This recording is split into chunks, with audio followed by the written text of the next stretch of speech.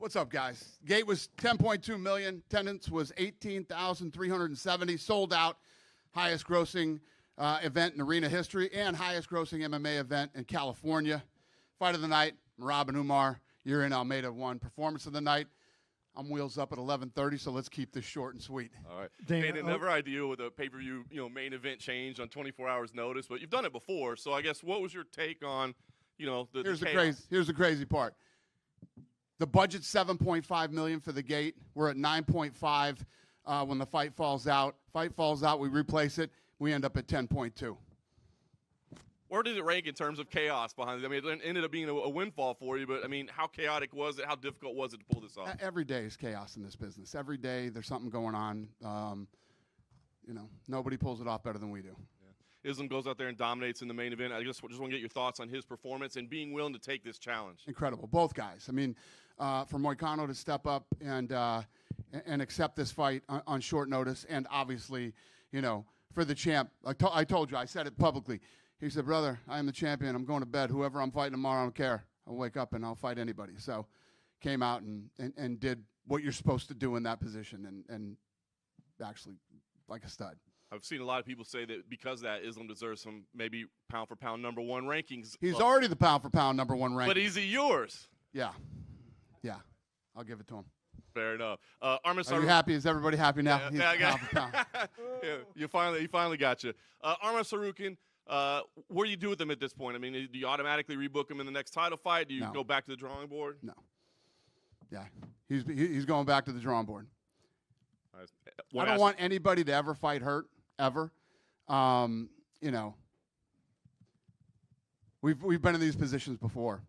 Went down there with the doctor. Went down there with Heather from the PI, who is, you can ask any fighter or anybody else. She's the best in the world, and you miss opportunities sometimes, and he did. So we'll see how this plays out for him next year. You feel like he could have competed? You feel like he could have competed tonight? I have no idea. I don't know that. Only he knows that.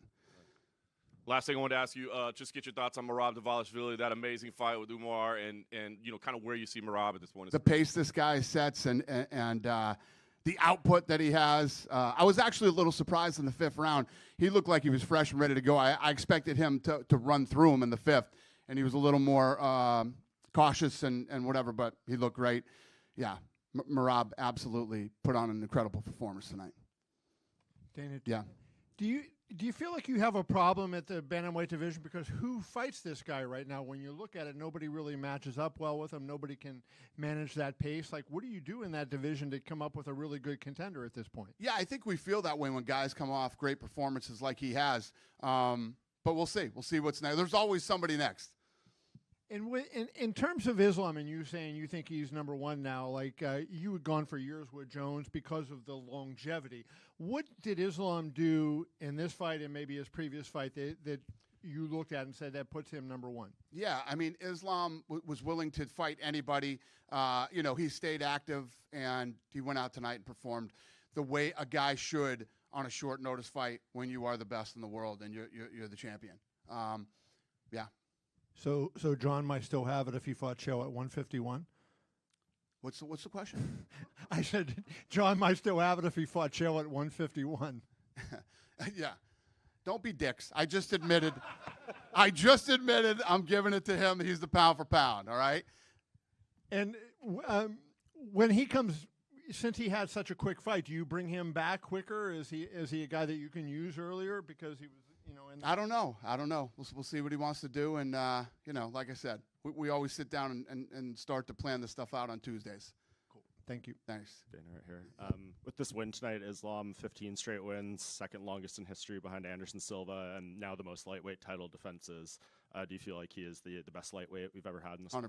Yeah, there's no doubt about it. He's the pound-for-pound best in the world right now, and he's definitely the best to ever do it in that division. You announced Craig Pelesian will be going in the Hall of Fame. Yeah. Can you just expand on that a little bit? Yeah, listen, you guys all know the story very well. The Ultimate Fighter is what turned this whole thing around, got people to learn about the sport. And 20 years yesterday, 15 world champions, multiple top 10s and stars. And,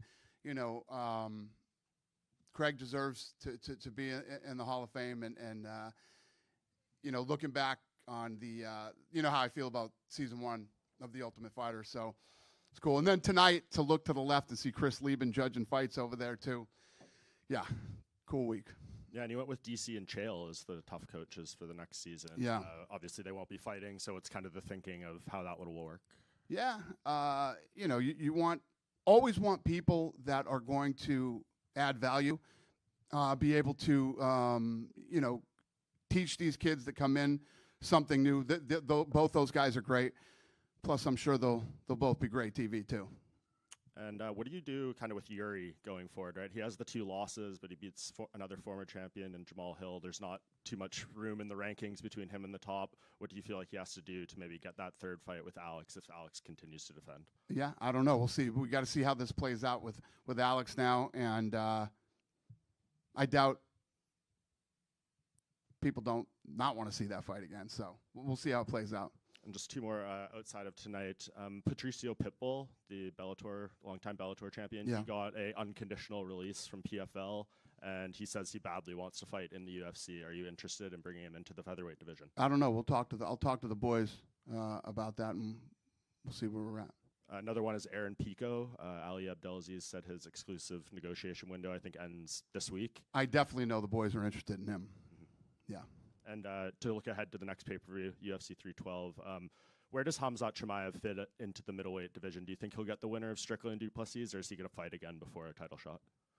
Yeah, I think he probably gets the next shot. Thank you. Dana, right over here. Yep. So Grant Dawson said he's hoping for a Beneil Dariush fight, that was kind of being talked about. Can we confirm that, or is that anywhere close to being confirmed? Don't know yet. All right. Who impressed you the most tonight? Oh, shit. I mean, it would have to be the co-main and main event. I mean, Marab, the pace he set, how good he looked. I think a lot of people thought he might get out-wrestled by Umar. That was not the case. Oh, and by the way, we didn't even mention this, that he broke George St. Pierre's takedown record, all-time takedowns in UFC. So great night for him, and then obviously Islam came out and delivered. Yeah. Absolutely. Anyone surprise you tonight? Maybe Raoni Barcelos is like a 7-1. Yeah. No, that was a great win too, and also, you know, Almeida beat the number 7 ranked guy and did it spectacularly. So a lot of guys really had good performances tonight. How about the girl, Aylin Perez? Is she going to get someone top 10 possibly very soon? I don't know. We'll see. Appreciate you. Thank you, sir. Dana Yeah. over here. Dana, you've shown a lot of love to the Inland Empire in Anaheim. This was a great event. The Intuit Dome really lit up. Is it safe to say LA County could get more UFC events again in the coming years? No, we're never coming back here ever again, sir. Why would It was you a break terrible my event. heart? This place sucked, and we're never coming back. Yes, this place is beautiful. I mean, look how badass this arena is. Look how good it looks on TV. You know what? I'll tell you what I love tonight. So many people came up to me tonight and said, "Thank you for not pulling this fight out of LA. LA needs this, and we needed this." And obviously, when you look at the gate and everything about tonight was awesome. And yes, we will be back to LA. Thank you so much. Charles Oliveira was a very prominent part of Fight Week. With Arman now back to the drawing board, is it safe to say he's the front runner maybe for Islam at 155? No clue. We'll figure that out on Tuesday. Dana, And then finally, Rainier de Ritter had a great victory. Caio Bahayo's on a roll. Khamzat's on a roll. Can you just talk about where RDR fits into middleweight and just how that division is shaping up right now? Yeah, you look good. I have no clue. Figure that out on Tuesday. Thank you. Thank you. Dana over here. Yep. Craig Peligian gets inducted to the UFC Hall of Fame, first Armenian inducted, especially to announce that in Los Angeles. Obviously, Arman's not fighting, but still, you had a lot of Armenians in the crowd. Just talk to me about, what that moment was like, and also tell us a little bit about you and Craig's relationship. Yeah, it literally just fell this way that, we're here, and the Armenian, the whole thing just sort of landed on tonight. But yeah, I mean, I've had a 20-year history with Peligian, a 20-year relationship with him, and he's one of the best, producers of television in Hollywood. And we lied to him tonight on why he was here. I asked him to come to. He had no idea that was going to happen, and he was pretty excited about it. So Did you talk to him afterwards? he was with me. Yeah. Yeah. Final question I have to ask you. You said going back to the drawing board with Arman. Kind of tell us about what that looks like. What are you going to kind of envision? I don't know. He's not getting a title shot, so that means he's going to have to fight his way back to the title. Thank you. Dana, you said that the UFC was going to come here definitely, but Vegas was a backup with the fires. Right. Can you tell us how crazy that situation was? It wasn't at all. We were coming here no matter what. Listen, you have to have a backup. You know, you're a fool if you don't back it up and something really goes wrong. But we go. We're going. We went through COVID. We go. We were coming here no matter what. There wasn't a time where Never. Let's see what's happening to. Okay. Never. And you're catching a plane. Where are you going? DC? I'm going to DC. Yeah. Can you tell us what you think this means for the country after the next couple of days when Trump becomes president? It doesn't suck. I can tell you that. I'm really happy about it, and I love him. I'm really happy for him, and he's actually he'll be here on Friday. I talked to him this morning. He says he's coming to California on Friday, and you know, wants to help out. Thanks. Thank you. Dana, Yes, sir. Dana, did you see two former rivals, Israel Adesanya and Robert Whittaker? They filmed an episode together, and they were training together. What'd you think of that? I didn't know that. That's fascinating. Very cool. And one more from me, another middleweight, former UFC middleweight, Darren Till. He won a Misfits boxing match today by I saw that on the internet. Yeah, I saw that. I never heard of the guy he fought, but I guess he's a tough guy, and it was a big deal that Till beat him the way he beat him. Yeah. Then over here, after the Umar fight, you had a short conversation with Khabib. Did he think Umar won somehow? Maybe he was hoping he won. And what's next for Umar? I'm sure he was. We didn't talk about that. I told him great fight, and he said thank you. I don't know what's next for Umar. Hi, Dana. Yeah. Over here. For the French people, do you have any update regarding the fight between Manon Fiorot and Valentina Shevchenko? What's the question? For the French people, Yeah. for the title between Shevchenko and Manon Fiorot, is there going to be a fight? Do we announce it? No? That was the question. Okay. We'll announce it. When we do it, we'll announce it. Thank you. Dana, right here. Yeah. After Merab was announced as the winner, he walked straight to you and had some words that he shared with you. Yeah, he and I have had kind of a goofy relationship. So he was just saying, listen, I love the UFC. Thank you for everything. And, yeah, he was going crazy. I said, talk to Joe. You and I will talk later. So, Well, when you say goofy relationship, what is it's been pretty public how goofy our relationship is. He's done some things that I didn't love, you know, and I don't dislike him at all. It's just we've had some moments. But that's typical. I have moments with everybody, so Okay. no biggie. Well, was part of this, he was vocal about wanting to wait 2 more months.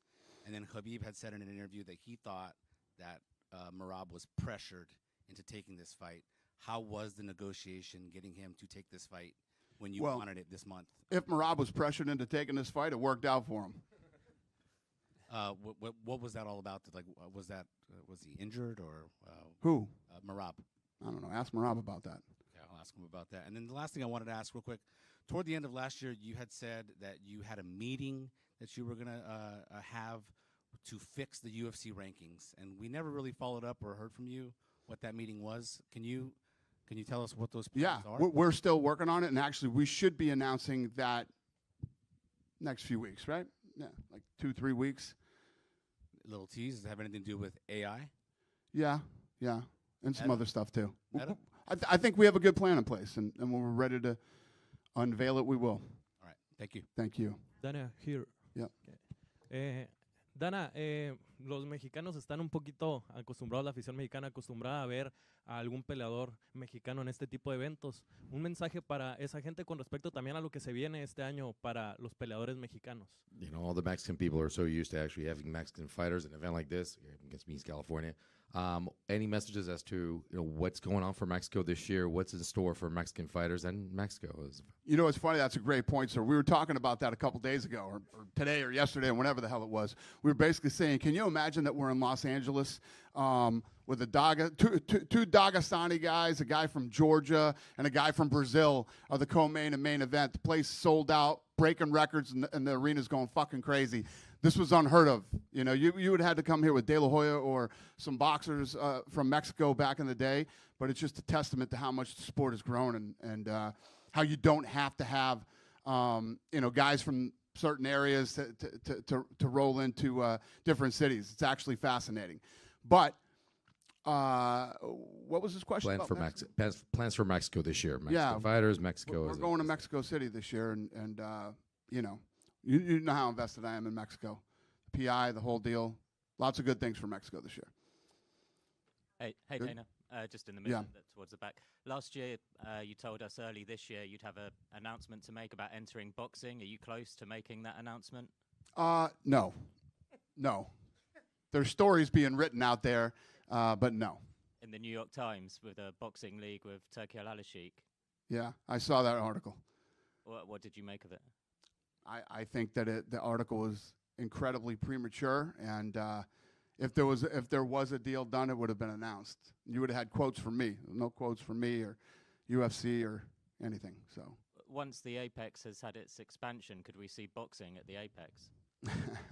I think you can see a lot of things at the Apex after the expansion. The Apex is going to be badass when it's done. It's like a $26 to $30 million expansion, so it's going to be very nice. Looking forward to seeing it. Thank you, sir. Dana, you mentioned just Los Angeles. It was a great turnout. Unfortunately, Tsarukyan's fans didn't get to see their guy fight. Would you want to? Who didn't? Tsarukyan. Yeah. A lot of Armenian fans wanted to see him tonight. You really didn't get to see that from a fan base standpoint. Would you want to bring him back like a fight night at the Honda Center just to bring him back to Southern California for him to get that opportunity? I don't know what we're going to do with him next. I don't know what's next. We'll see. We're sitting right here right now. I have no idea. Cool. Good night, everybody. Thanks.